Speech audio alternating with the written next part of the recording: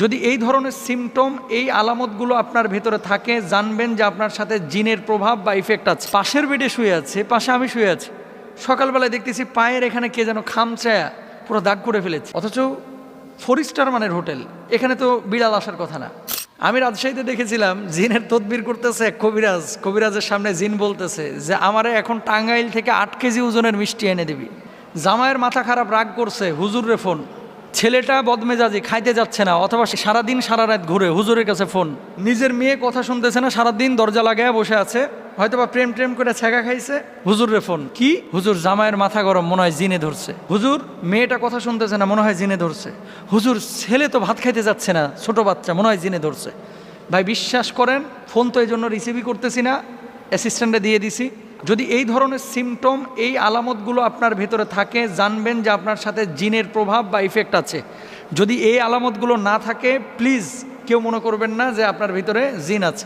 এটা ওয়াসওয়াসা, মারাত্মক ওয়াসওয়াসা, আপনার ঘুম, খাওয়া সব কিছু নষ্ট করে ফেলবে।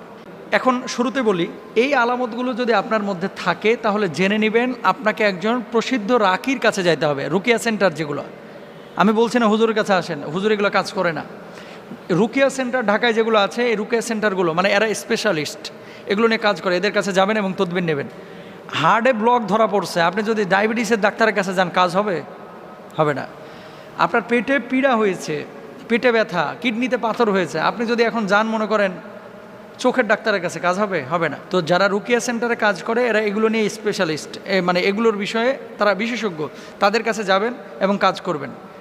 আমরা যেটা করি আমল দিয়ে দিই আর কি। যাই হোক, এখন আপনাদেরকে বলি যে জাগ্রত অবস্থায় যদি এই সমস্ত লক্ষণ পান, জানবেন যে আপনার কাছে বদজিন আছে। 1 নাম্বার, কিছু মানুষের কোনো কারণ ছাড়াই মাথা ব্যথা, ঘুম ঠিক আছে, খাওয়া ঠিক আছে, কোনো টেনশন নাই, তারপরেও সারাক্ষণ মাথাটা জিমায় আর চিনচিন করে মাথা ব্যথা করে। চোখ কান এগুলোর সমস্যাই না, এমনিতে মাথা ব্যথা করছে। 2 নাম্বার, কিছু মানুষ দেখবেন এবাদতে মোটেও মজা পায় না, নামাজ পড়তে ভাল লাগতেছে না, জিকির আজকার ভাল লাগতেছে না, তেলাওয়াত ভাল লাগছে না, আল্লাহর প্রতি বিরূপ ধারণা আসতেছে, মানুষকে দেখলেই মেজাজ খারাপ হয়ে যাচ্ছে, আব্বাকে দেখলেও মেজাজ খারাপ হয়ে যায়, আম্মাকে দেখলেও মেজাজ খারাপ হয়ে যায়, এরকম হয় কিন্তু অনেক সময়। যদি এরকম এবাদতে বিমুখতা আসে তাহলে জেনে নেবেন যে কিছু একটা আপনার ভেতরে ঘটছে। 3 নাম্বার, মেজাজ বিক্ষিপ্ত হয়ে থাকা এবং সবসময় মেজাজ একেবারে হট টেম্পারে থাকা।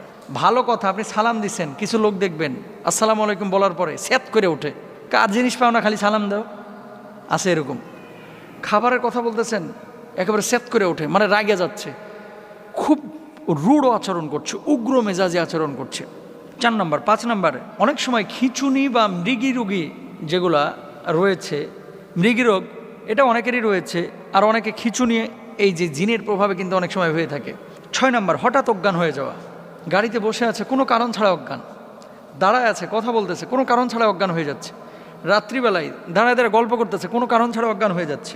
7 নাম্বার, শরীরের কোনো অঙ্গে সবসময় ব্যথা থাকা কিংবা বিকল হয়ে যাওয়া, অথবা ছোপ ছোপ কিছু দাগ দেখতে পাওয়া। রাত্রিবেলায় ঘুমিয়েছেন আপনি, হঠাৎ আপনার শরীরের উপর আঁচড় দিয়েছে, মনে হচ্ছে কেউ একটা খামচি দিয়েছে, শরীরে কোনো দাগ নাই, ওঠার পরে দেখতেছেন খামচানোর দাগ, এগুলো কিন্তু বদজিনের আসর। দেখবেন যে এই সমস্ত ঘটনা ঘটতেছে কিনা। তারপরে হ্যালুসিনেশন হওয়া, জাগ্রত অবস্থায় অনেক কিছু দেখা বা শোনা বা অন্যরা দেখছে না।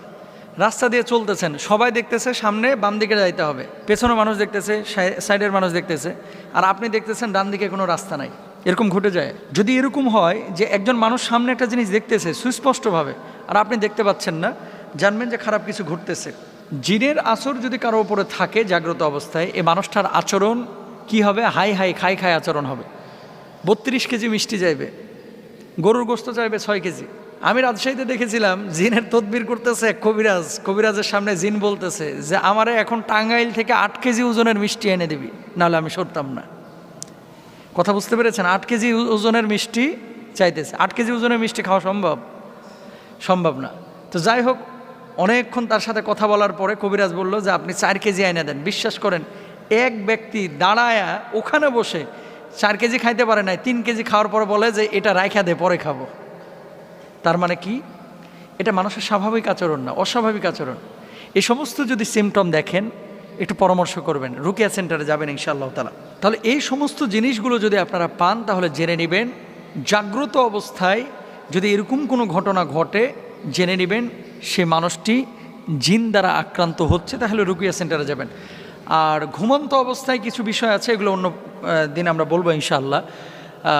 কারণ আন্নাউমু কাল মাউত, ঘুম হচ্ছে মৃত্যুর মতো। ঘুমন্ত অবস্থায় যে লক্ষণগুলো বলেই দিই, এমন কিছু অবস্থা রয়েছে যে অবস্থাগুলো ঘুমন্ত অবস্থায় যদি হয় তাহলে জানবেন যে জিনের আসর আছে। 1 নাম্বার নিদ্রাহীনতা। কিছু মানুষের ডে বাই ডে শরীরটা খারাপ হয়ে যাচ্ছে এবং ঘুম আসছে না, কোনো কারণ ছাড়াই ঘুম আসে না, কোনো টেনশন নাই, কিচ্ছু নাই, 1 নাম্বার। 2 নাম্বার উদ্বিগ্নতা, যার জন্য বারবার ঘুম ভেঙে যাওয়া, কিছুক্ষণ পরপর চমকে ওঠা। কিছু মানুষ দেখবেন ঘুমাতে গিয়েছে, বিছানার উপরে দাঁড়িয়েছে, শুয়েছে, শোয়ার পরে চোখটা বন্ধ এসেছে, আটকে উঠে, বারবার আটকে উঠছে, বারবার আটকে উঠছে, খারাপ লক্ষণ। হয় ডাক্তারের শরণাপন্ন হন অথবা আমরা রুকিয়া সেন্টারে যান। 3 নাম্বার বোবাই ধরা। বোবা যখন ধরে তখন তো মাশাআল্লাহ ডাকছেন, পাশের ভাইরে কিলায় উঠাইতে পারতেছেন না, অথচ আপনি কিলাচ্ছেন না, কিন্তু মনে হচ্ছে আপনি কিলাচ্ছেন, ধাক্কাচ্ছেন, মারে ডাকতেছেন, বউরে ডাকতেছেন, কেউ সাড়া দিচ্ছে না, বোবা জিন ধরে। এই বোবা ধরার পেছনে মূল কারণ হচ্ছে অপবিত্রতা আর নামাজ কালাম ঠিক মতো না পড়া।